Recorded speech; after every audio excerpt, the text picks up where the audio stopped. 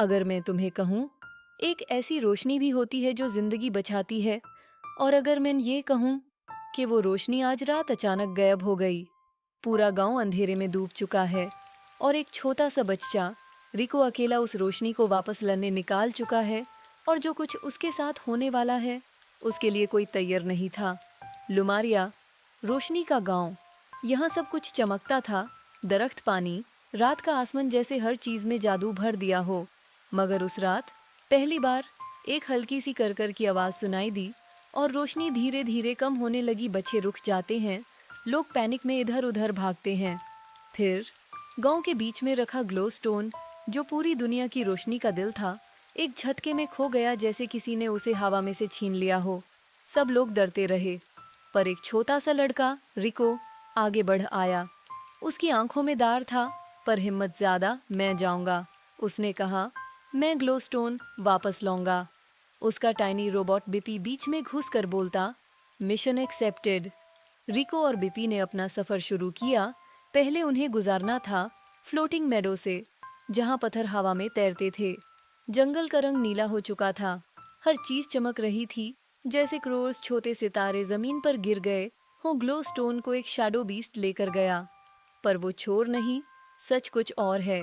जंगल के अंदर जमीन पर बड़े बड़े पंजे के निशान थे, डर भी लग रहा था और क्यूरियोसिटी भी।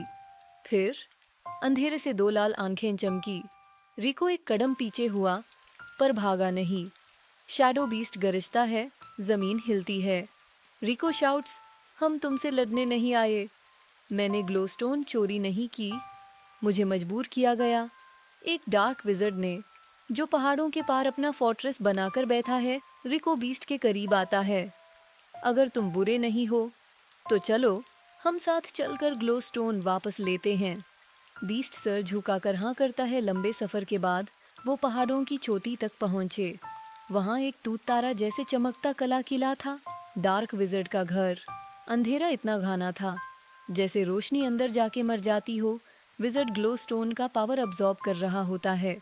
बीस्ट ने जोर से दहाड़ा, फोर्ट्रेस का आधा हिस्सा हिल गया। रिको ने अपने साथ लाए छोटे मिरर्स निकाले, उन्हें ग्लो स्टोन की बची कुची रोशनी से चार्ज किया। विज़र्ड गिरकर जंजीरों में बंध जाता है। लाइट की चेन। रिको ने ग्लो स्टोन को उसके साथ रखे पेडेस्टल में रख दिया। एक तेज चमक के साथ, जैसे सूरज आता हो, पूरी दुनिया में रोशनी फैल गई। पेड़ जगमगाने लगे, आसमान रोशन हो गया। लुमारिया वापस जी उठा। गांव में वापस आकर सबने रिको, बिपी रोबोट और बीस्ट का स्वागत किया। एल्डर ने ग्लो पेंडेंट रिको को दिया। ये तुम्हारी हिम्मत की निशानी है।